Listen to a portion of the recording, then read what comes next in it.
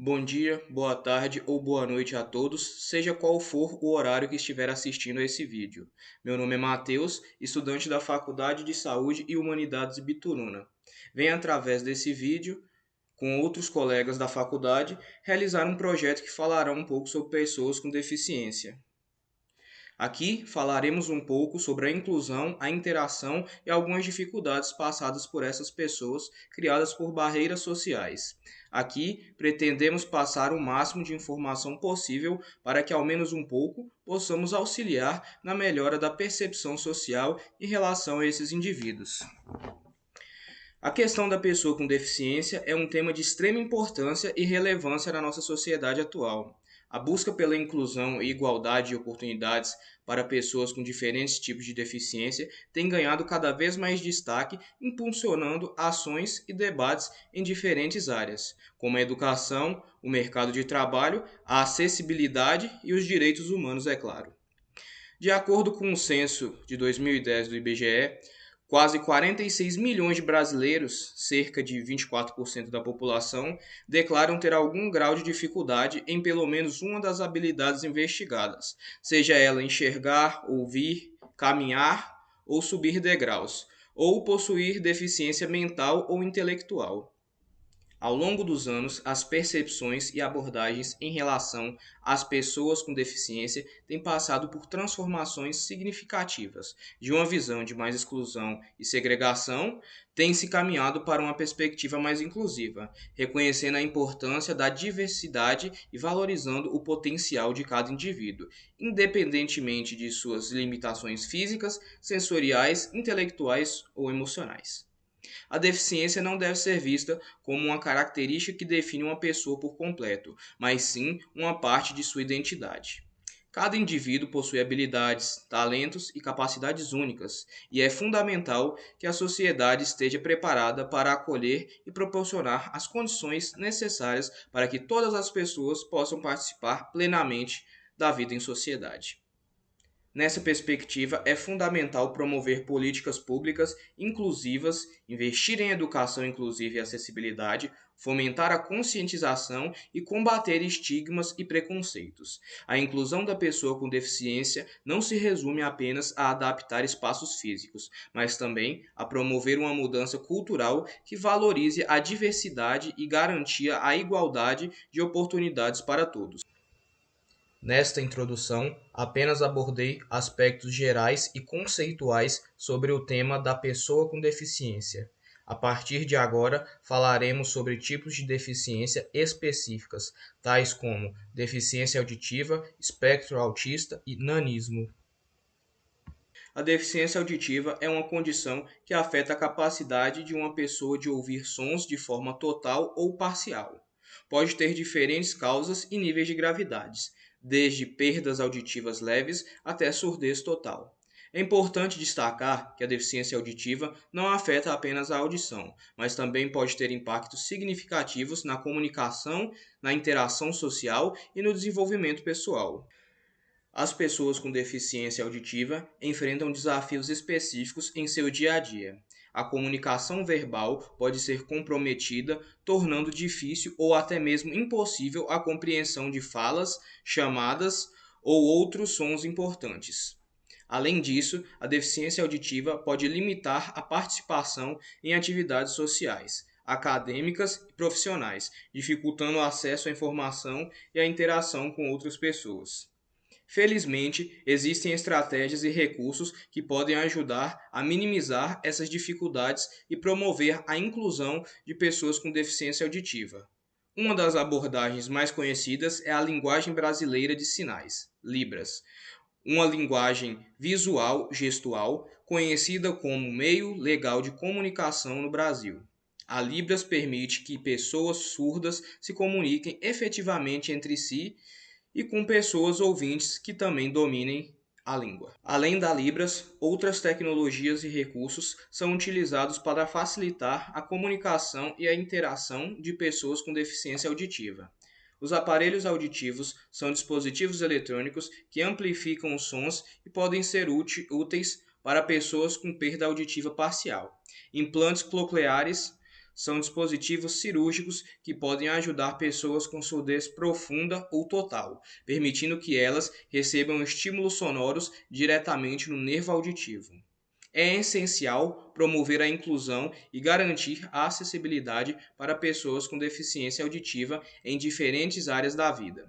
Isso envolve oferecer ambientes e serviços adaptados, como legendas em filmes e propagandas de televisão, intérprete de Libras em eventos públicos e privados, sinalização adequada em espaços públicos e disponibilidade de recursos de comunicação alternativos.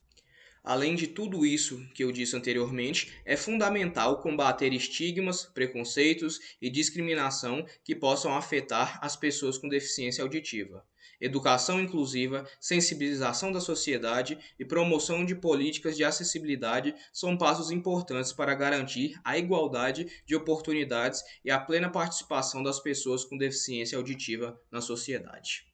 Neste momento, estarei mostrando o alfabeto em Libras. Com ele, você pode montar palavras para poder se comunicar com pessoas com algum grau de surdez. Adianto que isso é apenas o básico, a pontinha do iceberg, mas já é um grande salto para uma maior integração dessas pessoas na sociedade quando aprendemos a nos comunicar com as mesmas.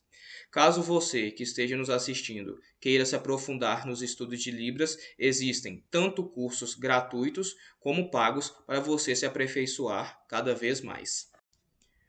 Letra A, letra B, letra C, C com C cedilha, letra D, letra E, letra F, letra G, letra H, letra I, letra J,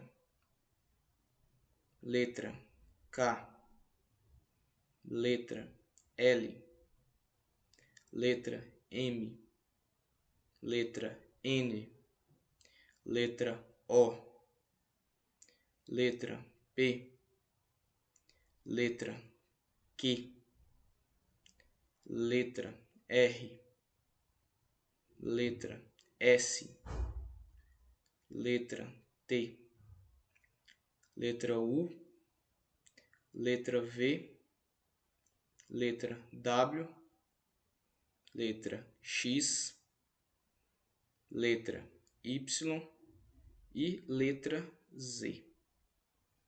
Essas são as letras do alfabeto em Libras.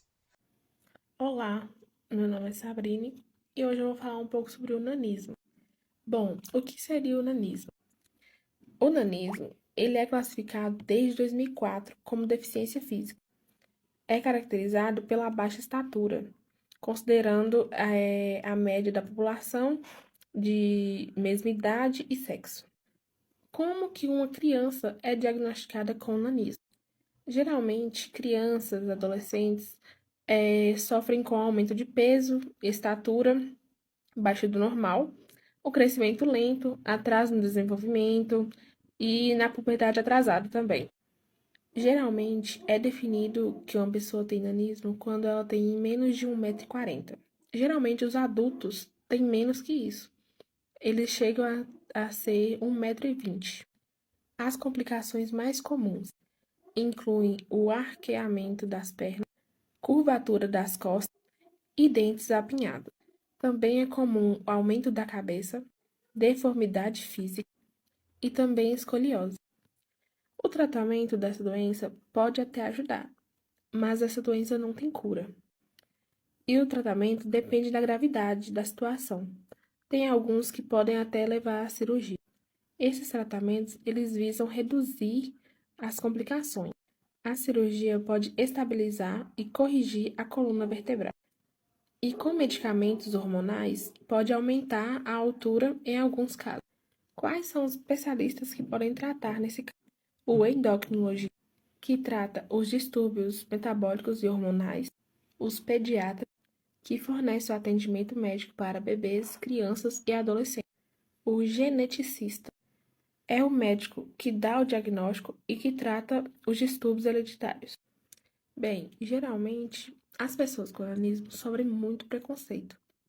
por ter olhares, isso é muito constrangedor para elas. Em 2017, foi sancionada uma lei, sendo ela a Lei 13.472, onde estabelece que o dia 25 de outubro é o Dia Nacional de Combate contra o Preconceito com Pessoas com Nanismo. Foi criada ela para a conscientização da sociedade, para que essas pessoas tenham uma relação de equidade, que tenham mais oportunidades de emprego digno e a construção de políticas públicas que asseguram a acessibilidade e a autonomia dessas pessoas. Falando um pouco mais sobre esse preconceito, eu vou estar colocando um vídeo onde vai estar falando um pouco mais sobre isso e mostrando uma situação que aconteceu com uma pessoa que sofreu com isso na infância, na adolescência e também na vida adulta. Dicas de como se relacionar com pessoas com nanismo. A Cris é uma mulher com nanismo e aprendeu a viver assim. Sim, aprendeu. Pois em muitas situações, as pessoas com nanismo são obrigadas a lidar com o preconceito e a discriminação social e a contornar as dificuldades de acesso em ambientes preparados para receber pessoas mais altas. Por isso, muitas vezes precisam de ajuda para realizar tarefas simples, como utilizar o caixa eletrônico, o transporte público e alcançar os produtos nas prateleiras de supermercado, por exemplo. O nanismo se caracteriza como uma deficiência no crescimento e pode afetar mulheres e homens indistintamente, mesmo que os pais tenham altura padrão.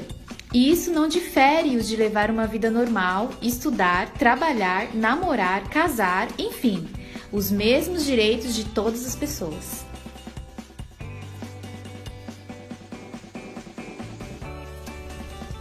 Há situações em que uma ajuda é bem-vinda. Ficam agradecidos quando mostramos consideração. É simples, basta perguntar se querem ajuda. Algo comum no dia a dia entre as pessoas que não têm conhecimento sobre o nanismo é achar que todos são parentes ou perguntarem se tem parentesco com algum pequeno que aparece na TV. Mas, como dito antes, pode acontecer em qualquer família, em qualquer parte do mundo e a qualquer momento. Oi meninas, tudo bem? Posso fazer uma pergunta pra vocês? Vocês são irmãs? Nossa, porque vocês são super iguais, super parecidas. Nada a ver, você. Ah, tá bom então, obrigada.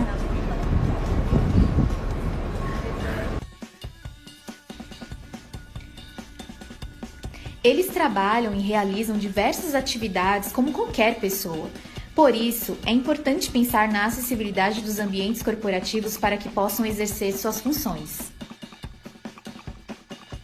Não use termos no diminutivo, isso é ofensivo e eles não são crianças. E aí, hora do lanchinho? Não, hora do almoço mesmo. Não seja uma pessoa invasiva, não fotografe-os sem que percebam ou autorizem. Isso, além de ser antiético, se postarem em redes sociais, caracteriza-se como crime de direito de imagem. Você se sentiria confortável com alguém tirando fotos suas sem permissão e distribuindo por aí? Se estiver andando com uma pessoa com nanismo, diminua o ritmo. Caso contrário, depois de um tempo estarão esgotados por tentar acompanhar os seus passos.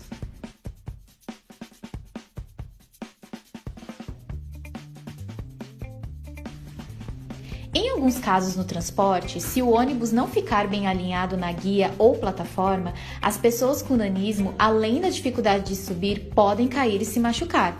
As pernas são mais curtas, por isso todos têm o direito de usar a rampa e o elevador no embarque e desembarque.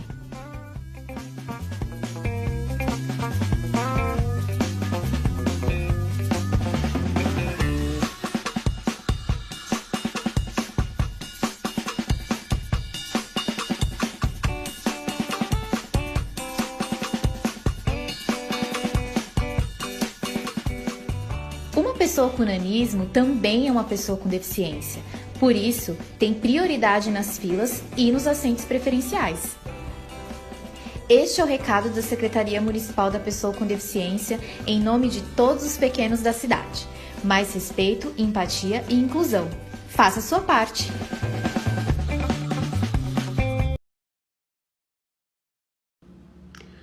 Olá pessoal, meu nome é Rita e hoje eu vou falar com vocês um pouco do transtorno espectro autista, o TEA. Ele é resultado de alterações físicas e funcionais do cérebro que estão relacionadas ao desenvolvimento motor da linguagem e comportamental. Os primeiros sinais podem ser notados em bebê nos primeiros meses de vida. Com isso, ele realiza uma gama de interesses por atividades únicas e de forma repetitiva. Embora o espectro autismo não exista cura, existe tratamento a fim de melhorar a vida dos pacientes, a qualidade de vida deles. Geralmente, os primeiros sinais em bebês e crianças são notados por familiares ou pessoas próximas que depois de algum tempo, observando o comportamento da criança, eles procuram algum lugar especializado nisso para fazer o diagnóstico, para ver se realmente aquela situação, aquele comportamento é verídico. No entanto, em alguns casos, o diagnóstico só é feito na adolescência ou então nos primeiros anos escolares, quando a criança não consegue desenvolver um convívio social com colegas da mesma idade. Embora não exista um medicamento para o autismo, existem outros medicamentos que ajudam no controle de sintomas emocionais, como depressão, ansiedade, alteração de humor e hiperatividade. Em alguns casos, especialmente os níveis mais leves, são diagnosticados somente na fase adulta, quando a pessoa identifica em si alguns sintomas e busca auxílio em psiquiatra, neurologista ou psicólogo. O autismo é classificado em 3 níveis: nível 1 leve, nível 2 médio e nível 3 grave. Com isso, existem algumas formas que, auxiliadas a medicamentos, profissionais especializados proporcionam uma melhor qualidade de vida para o paciente. Entre elas, existem a análise aplicada do comportamento, e juntamente com médicos e psicólogos vão buscar, através de exames, testes comportamentais, sempre buscando a melhoria para o paciente. Existe também a ludoterapia, que são jogos e brinquedos que buscam melhorar a interação social do paciente. Tem também a fonoaudiologia, que trabalha com o desenvolvimento verbal e gestual, que muitas crianças antes do desenvolvimento tinham muita dificuldade de realizar essas ações. Existem também as habilidades funcionais e sociais, que simulam interações no cotidiano, visando sempre melhorar a saúde do paciente, no desenvolvimento social, corporal e social. Existem também alguns sinais do espectro autista que podem ajudar pessoas que tenham dúvida sobre isso a procurar um local especializado. Entre eles estão a interação social, a comunicação, o comportamento e a sensibilidade sensorial. Com isso, ajudam pessoas que têm dúvidas se realmente devem... Dia 2 de abril é o Dia Internacional do Autismo. Vamos entender um pouquinho o transtorno do espectro autista, que engloba uma série de situações diferentes umas das outras, mas o denominador comum, vamos dizer assim, é uma dificuldade na interação social dessas crianças, Nessa situação, pessoal, a gente observa comumente, crianças que têm dificuldade para falar, dificuldade para se expressar, tendência a comportamentos repetitivos. O clássico é ficar virando a roda de um carrinho, por exemplo, ou alguns outros comportamentos repetitivos, e as crianças ou adolescentes não conseguem manter uma interação social. Por exemplo, aquele olho no olho é muitas vezes difícil. As crianças têm dificuldades assim com barulhos altos, as crianças também não têm muita facilidade para dormir, ao contrário, têm dificuldade, acordam várias vezes, estranham o gosto de comida, então tem um paladar também muitas vezes assim difícil. E a Sociedade Brasileira de Pediatria dá algumas dicas, num relatório que fez em 2019, de quando os pais podem acender uma luzinha para o transtorno do espectro autista. Então, eu vou colocar aqui para vocês, eu vou ler, os marcos nas idades dos 6 meses, 9 meses e 12 meses. O que chamaria a atenção? Só para dar uma orientada aí em vocês.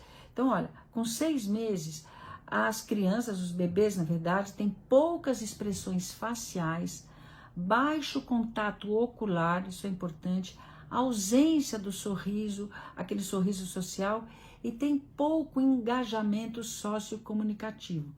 Isso é importante. Aos 9 meses, né, a criança não faz troca de turno comunicativo.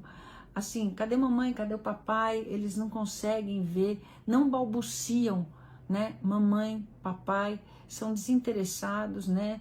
Não olham quando são chamados, não olham quando o adulto aponta, cadê a mamãe, cadê o papai? Não imitam, a imitação é pouca ou até ausente. Então esses são o que nos chama a atenção aos 9 meses. E aos 12 meses seria assim, ausência de balbucios, a criança não apresenta aqueles gestos convencionais, por exemplo, dar tchauzinho, dar beijinho, a criança não faz isso, não fala mamã, papá, não fala ainda, e não tem aquela atenção compartilhada.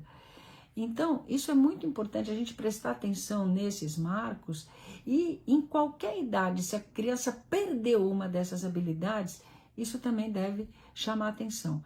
E o que fazer se você nota alguma dessas situações no seu filho? Bom, se você notou isso, procure um profissional, tá? É muito importante procurar um profissional, geralmente o pediatra no início, para depois, se houver indicação, então o pediatra encaminha para uma equipe multiprofissional para fazer uma avaliação maior. Lembrando que o transtorno do espectro autista não existe um exame laboratorial ou de imagem que faça o diagnóstico, não. O diagnóstico é clínico, feito por uma equipe multiprofissional, e quanto antes a gente instituir os estímulos necessários para aquela criança, melhor o prognóstico, tá bom? Boa tarde, eu me chamo Alcione, sou acadêmica do 2º período de enfermagem da FASES do Norte, né? E venho falar um pouco sobre pessoas tetraplégicas, sobre a tetraplegia, né? Que frequentemente, são frequentemente consequências irreversíveis, né? De patologias neurológicas ou neurocirúrgicas muito graves, né? As pessoas tetraplégicas que sobrevivem tornam-se uma pessoa desprovida de autossuficiência, que terá necessidade de assistência contínua por toda a vida, né? E elas não conseguem transpirar, né? Esse é um exemplo, elas não conseguem transpirar, e isso exige um cuidado muito especial e ter muito cuidado também com a temperatura ambiente, né? E as suas necessidades fisiológicas também requerem uma atenção diferente, pelo fato da lesão ser alta, né? Ela atinge uma região da medula que faz uma regulação automática de uma série de ações, né? De uma série de ações. Então, a tetraplegia, os especialistas apontam e costumam a dizer que a tetraplegia é uma situação irreversível, se for uma lesão parcial ou incompleta da medula, né? E os pacientes tetraplégicos também podem sentir dor, dormência ou paralisia completa. As pessoas tetraplégicas conseguem mover a cabeça e o pescoço, porque as vértebras afetadas que o deixaram tetraplégico, né? E comandam apenas os movimentos do tronco e membros, e não as que fazem a cabeça e o pescoço se moverem. E todos os comandos que o cérebro manda para os membros abaixo do pescoço passam pela coluna vertebral. E embora os dados do censo brasileiro não forneçam informações detalhadas, pode-se estimar em cerca de 200 mil pessoas portadoras de tetraplegia no Brasil. Nós também devemos lutar pelas causas das pessoas com deficiência, porque, infelizmente, na sociedade, em geral, o desrespeito é notado, né? E no nosso cotidiano, as leis de benefício das pessoas com deficiência são infringidas, né? Como vagas de estacionamento, filas preferenciais e muitas outras, né? Além da falta de estrutura fornecida pelo Estado, né? Então é isso que eu queria dizer, sabe?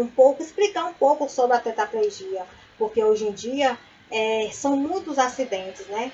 Tem tantas pessoas tetraplégicas, principalmente jovens, né? Pelo fato de correrem demais, né? Em motos, né? Então é o que causa mais, são os acidentes. Então é isso que eu queria falar sobre as pessoas tetraplégicas e sobre a tetraplegia. Então, eu gostaria de agradecer pela atenção e tenha todos uma ótima tarde.